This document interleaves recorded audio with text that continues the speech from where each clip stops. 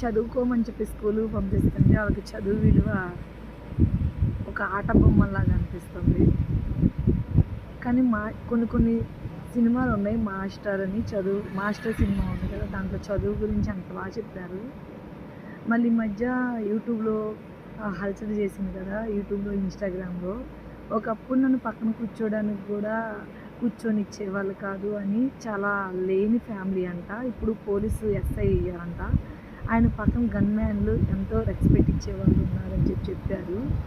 చదువుకున్న విలువ అది చదువు చేతిలో ఉన్నప్పుడు తెలియదు, చేయి దాటిపోయాక అర్థం అవుతుంది. అది చదువు విషయమే కాదు, మోర్ దెన్ ఏదైనా కానీ. అందుకనే టైంని అసలు వేస్ట్ చేయకూడదంట. తిరిగిపోయిన కాలము, గడిచిపోయిన సమయము అసలు మనం ఎంత ట్రై చేసినా అది ఇక్కడ రాదు. దీపం ఉండగా నిల్లు చక్కబెట్టుకోవాలని చెప్పి అంటూ ఉంటారు కదా పెద్దవాళ్ళు. మనలో శక్తి ఉన్నంత వరకు కష్టపడాలి. శక్తి క్షీణించాక సక్కరించినప్పుడు మాత్రం మనం ఏం చేయాలన్నా చేయలేం. కాబట్టి ఒంట్లో శక్తి ఉన్నప్పుడే కష్టపడాలి.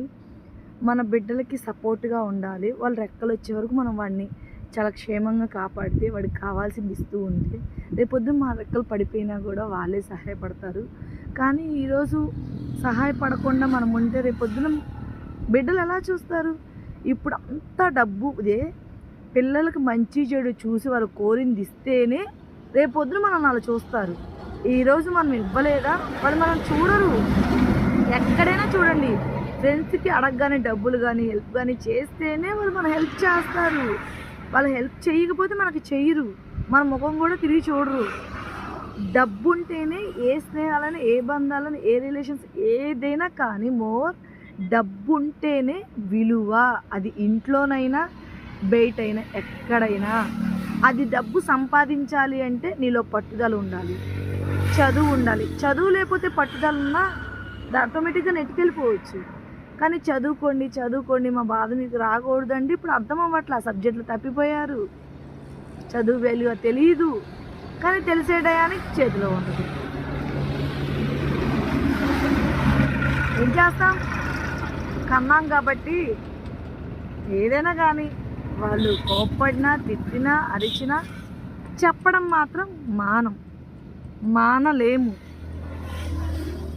దేవుడు తల్లిదండ్రులకి ఇచ్చిన వరమో శాపమో నాకైతే తెలీదు. అది వరమో శాపమో మీరు కామెంట్ చేయండి.